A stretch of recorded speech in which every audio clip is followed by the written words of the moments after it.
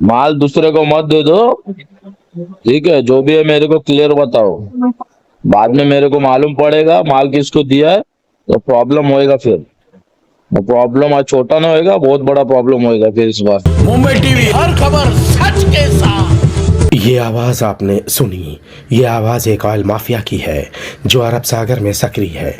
ये धमकी एक कोस्टल ओएसवी वेसल के कैप्टन को दी जा रही है और उससे चोरी के डीजल की मांग की जा रही है। हालांकि धमकी देने वाले इस ऑडियो में शब्द माल का इस्तेमाल किया जा रहा है। ऑयल माफिया कहता है कि कैप्टन साहब को बोलो कि दूसरे को माल मत दो, ये माल उसे ही दो। ऑयल माफिया कहता है कि दूसरे वेसल भी उसके बाजू में है, वो भी मेरा ही है, वो भी मुझे माल देता है, तुम किसी और को माल मत दो, और अगर ये माल किसी दूसरे को दिए तो प्रॉब्लम बहुत बड़ा होगा।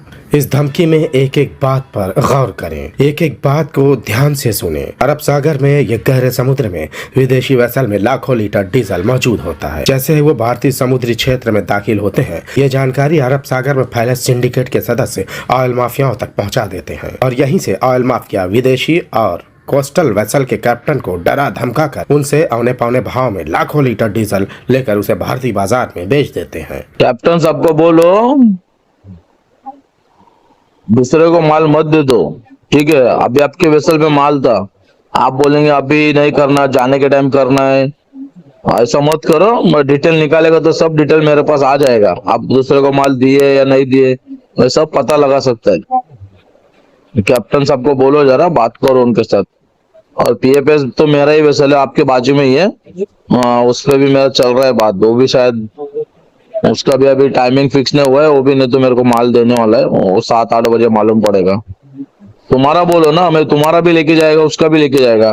आपका रेडी करो पहला, माल दूसरे को मत दे दो। ठीक है, जो भी है मेरे को क्लियर बताओ। बाद में मेरे को मालूम पड़ेगा माल किसको दिया है, तो प्रॉब्लम होएगा फिर। प्रॉब्लम आज छोटा ना होएगा, बहुत बड़ा प्रॉब्लम होएगा फिर इस बार। अब आपको बताते हैं कि ये धमकी देने वाला कौन है। ये धमकी देने वाला कुख्यात ऑयल माफिया राजू पंडित गैंग का सक्रिय गुर्गा लक्ष्मण वाल्मीकि उर्फ जेठा है। राजू पंडित, जिसकी सल्तनत और बादशाहत अरब सागर में कायम है। सेंटर से लेकर स्टेट एजेंसियां पंडित के इशारे पर चलती हैं। मुंबई पुलिस ने पंडित के खिलाफ मौका के तहत मामला दर्ज किया। पंडित जमानत पर बाहर आया, लेकिन मजाल है कि पंडित के इस गोरख धंधे पर जर्रा बराबर भी आंच आए। पंडित ने मुंबई छोड़कर रायगढ़ का रुख किया और अब रायगढ़ में धड़ल्ले से यह गोरख धंधा फल फूल रहा है। यह ऑडियो सिर्फ ऑडियो ही नहीं है, बल्कि अरब सागर में स्टेट और सेंटर एजेंसियों की निगरानी में कोस्टल सिक्योरिटी की धज्जियां उड़ाने की जीती जागती मिसाल है। इस वेसल का नाम सागर एनर्जी और सफर फॉर्च्यून है। यही वजह है कि विदेशी वेसल को पंडित और उसके गुर्गे धमका धमका कर माल लेते हैं। अब ऐसे में यह सवाल उठना लाजमी है कि यह माल क्या है। क्या यह सिर्फ डीजल है या कुछ और?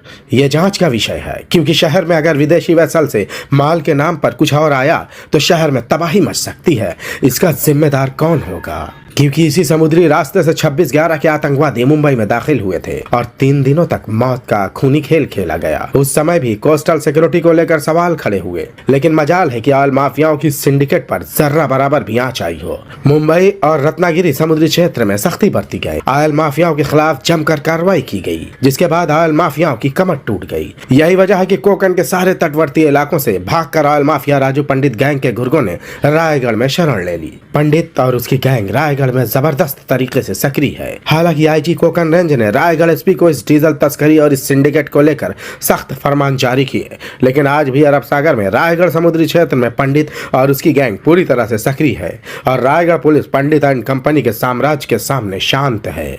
शाहिद अंसारी, मुंबई टीवी, मुंबई।